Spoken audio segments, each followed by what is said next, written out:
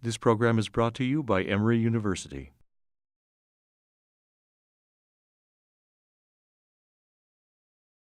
Hello, my name is Forrest Lind. I'm the Executive Articles Editor for ETGAR, which is Emory Corporate Governance and Accountability Review. I'm here today on behalf of ETGAR, speaking with Professor Nicole Morris of the Tiger Program. She is Emory Law's Director of the Tiger Program. We have asked her to talk today on law and innovation because ETGAR is publishing an article this month on that very subject. Hello, good to see you. Good to see you. Thanks for having me. This is a delight, my first interview with y'all's publication, so happy to be here. Well, thank you for taking the time to speak with us today about this subject. Could you tell us about the Tiger Program? Sure, so TIGER, for maybe some of your audience, stands for Technological Innovation Generating Economic Results. It's a collaborative program with Georgia Tech where we have law, business, and PhD science students working together in a multidisciplinary team to take technology from the laboratory to the marketplace. So specifically, the students learn how to take an academic research project, look at the project for the ability to build a company or to build a business around it. And there's classroom instruction, there's outside of classroom time, and the teams are provided through the academic instruction a framework for which to analyze and evaluate the technology to really see if it's a viable opportunity. And through that process, they're also exposed to startup companies and the startup ecosystem here in Atlanta. They can participate in business plan competitions if they decide to, and we're quite fortunate that the Tiger teams tend to be quite successful in those business plan competitions, scoring first, second, or third place wins quite frequently. I wouldn't know anything about that. Yes, no, you wouldn't. So how do you see how law and innovation fits into the Tiger Program? Because as you just spoke to, that there are 2 JDs on every team. Can you speak a little bit about more specifically their role in each team? Sure. So the program is designed to bring together law students, MBA students, their first year of MBA school and second year of MBA school, and PhD students somewhere in their mid-year of instruction and PhD program. And it, by design, is intended for each of the subject matter experts to sort of share and contribute in the team fashion. So the first semester, the group really looks at the legal issues associated with any new technology. The primary drivers and the primary legal issues being intellectual property protection.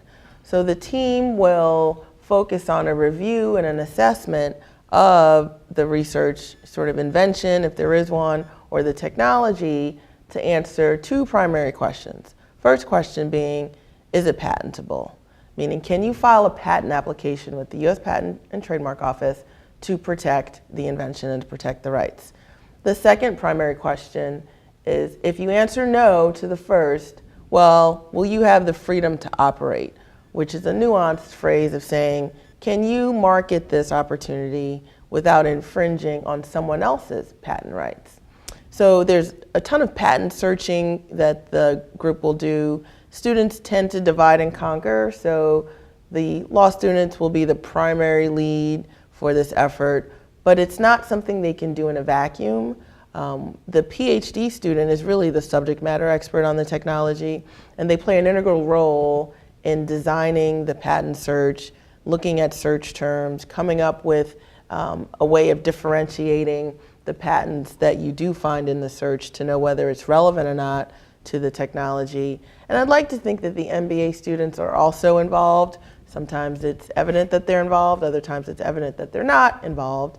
But if they have a technical background, if they come from an engineering background or a science background, they're comfortable with some of that subject matter. So they too partake in the search, reviewing the search results and looking at whether or not it's relevant to the technology the team is focused on. So the work product that comes from all that is an assessment report where the JD students will draft, to the large extent, that document, where they come up with some conclusions generally about whether or not the invention or the opportunity is patentable, and also whether or not there is freedom to operate, meaning they can proceed with some market plan to take it outside of the laboratory environment. And outside intellectual property, where do you see the intersection of law and innovation fitting into the Tiger program, such as like regulations and that sort of thing? Yeah, so it's difficult for it to be in the Tiger program because oftentimes the opportunity isn't a commercial opportunity enough where the regulatory framework really touches and concerns the academic effort. But on some of the projects, particularly ones in the healthcare space, where you have an FDA clearance process in order for you to even market the opportunity, the regulatory constraints come earlier. This year we have a team working on autonomous vehicles, and that's a very new and exciting area in innovation. And right now, really, the regulatory framework for it is fairly unknown. It's still evolving. California has taken sort of the lead in terms of a state that is forward-thinking in terms of regulatory framework for how to manage the autonomous vehicle market. You've got the obvious choice of players like Ford and GM who are partnering with other companies to manufacture and test autonomous vehicles. You've got a company like Uber with its ride-sharing program looking into using an autonomous vehicle fleet to manage its ride-sharing opportunities. But everyone's grappling with the same questions from a regulatory framework, which is who pays in terms of liability? Who is responsible for insuring the vehicles? Is it the manufacturer? Is it the service provider? How do you determine what is safe within sort of that autonomous vehicle market, whether it's from how fast can the vehicle go, what crash avoidance capabilities will the vehicles have, and the like. The Tiger team involved with the autonomous vehicle industry is looking at some software and some hardware to test the vehicles for these very same safety concerns. And what's unique about their opportunity is instead of testing a full-size vehicle, which is what most companies are doing right now, and sort of an unanswered regulatory question is, do they have to or do they not have to? Can they test in sort of hypothetical environments?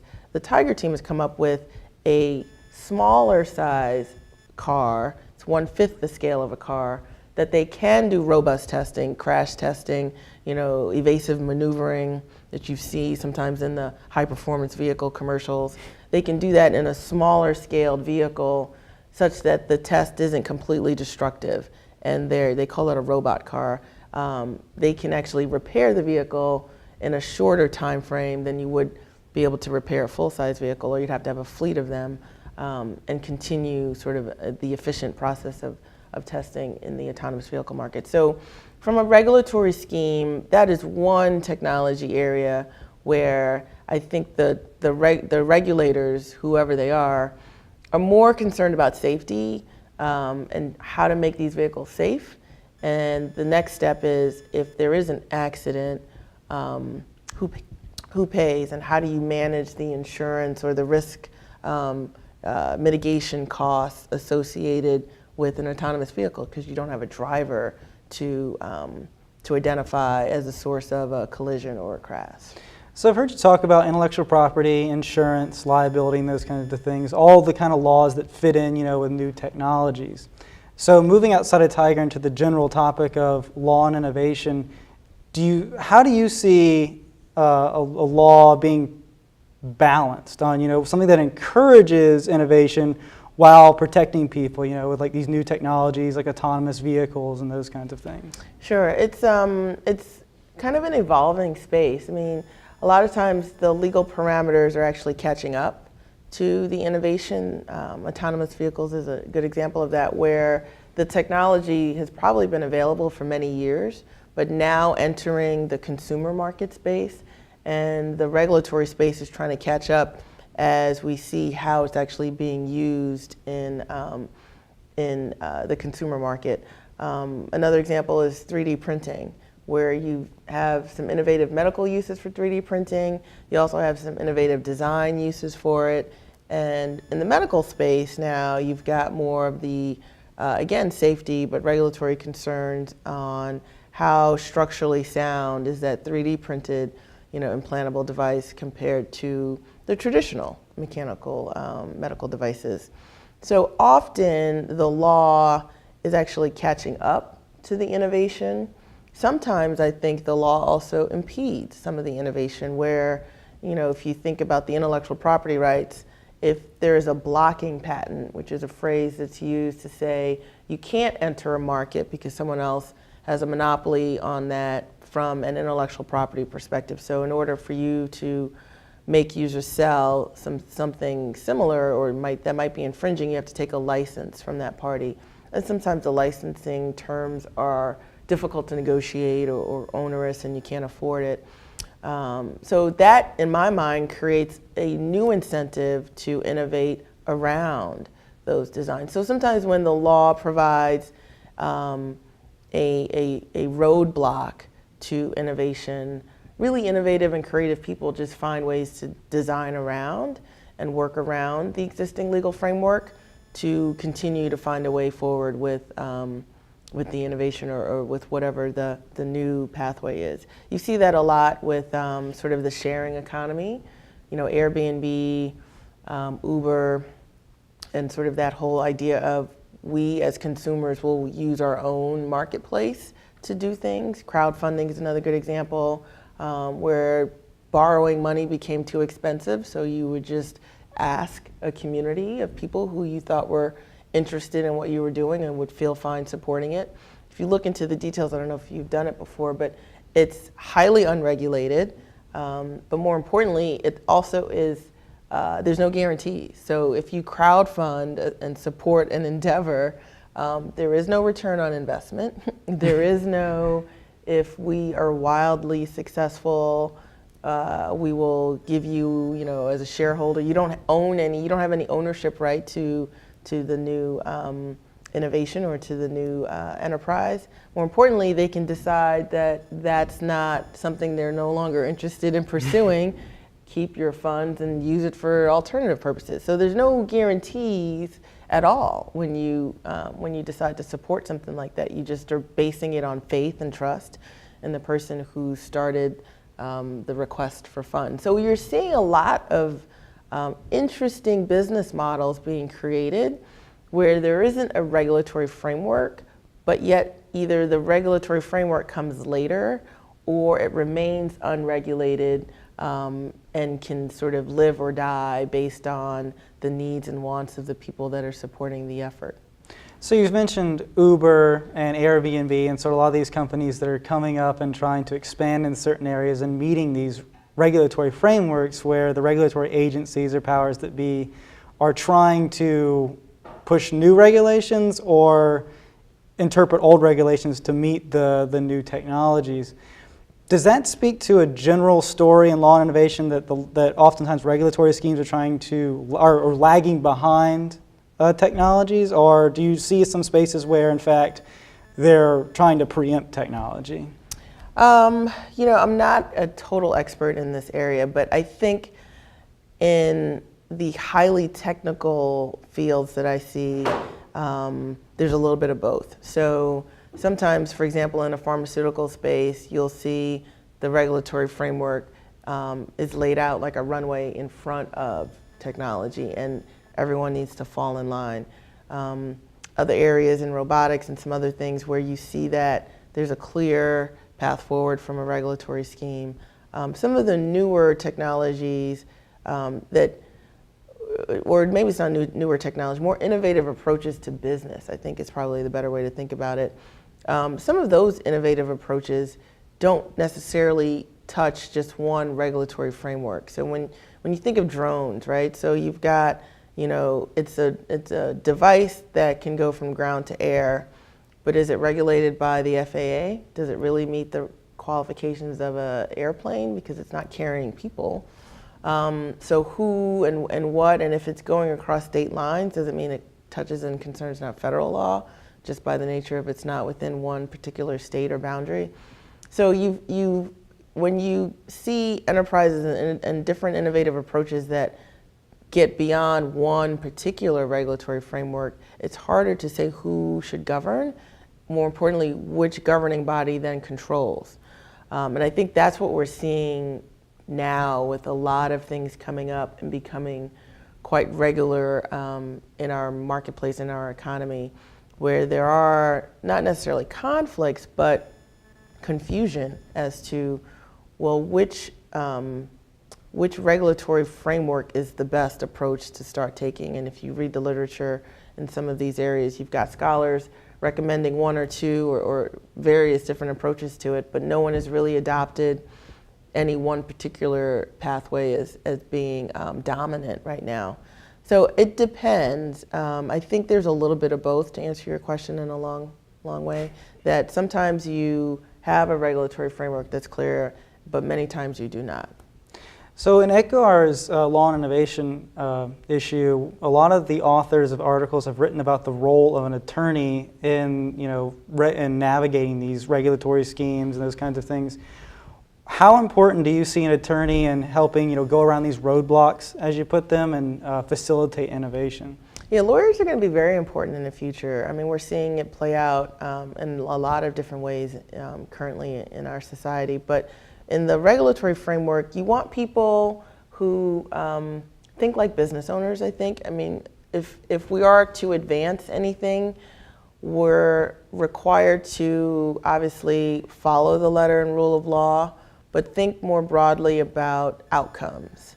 And if the outcome and the rule are at odds, then we need to advocate for a change in the rule, if that's really what's best for society.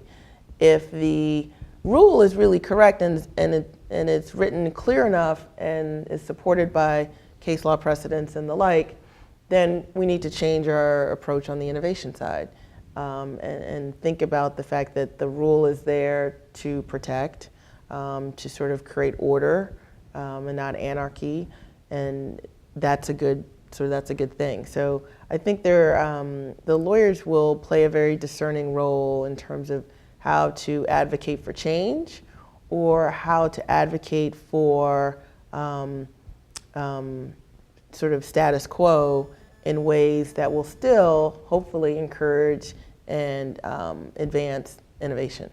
So thinking back on all the things we've talked on, is there anything that you think going forward that you see how regulatory agencies can do better at sort of working with technology rather than lagging behind or trying to keep up with it?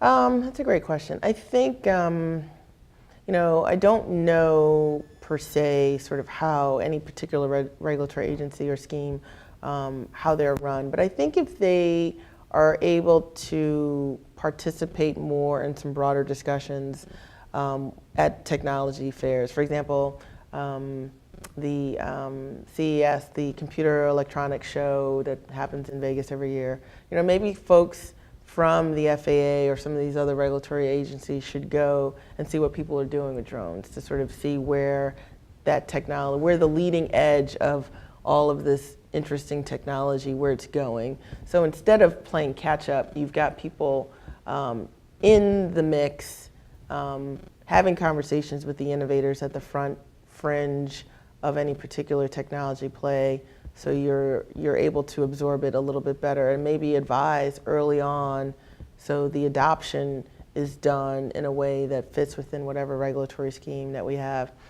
If I'm cautiously optimistic, I would say that there are people within these different agencies with some level of open-mindedness and that they're looking at things more broadly rather than narrowly. It doesn't feel that way as a consumer or user of the regulatory rules that come down, but you'd like to think so. I used to work in a pharmaceutical industry, and I felt like the FDA, out of all of the agencies, has a better handle on that because they have advisory boards made up of medical doctors who are actually working with either the pharmaceutical companies or they're doing their own research in certain areas. So they're able to inform the FDA panel more broadly or more nuanced in terms of this is why this should be approved or not be approved for the various reasons. I don't know if all agencies have that level of sort of advisory board capacity where people are helping them look at how whatever they're evaluating, how it's actually being played out or influenced in the community or societies that use that technology. So I think that would be the one piece of advice that would be useful to sort of see what's going on before you create the rule of law or a rule of structure around it. Well, thank you for that sound advice. On behalf of Edgar, I'd like to thank you again for coming out and speaking with us. And as always, I enjoy speaking with you and talking about the Tiger program. Awesome. Thank you for having me. Edgar later this month will be publishing its Law and Innovation issue, so please look out for that.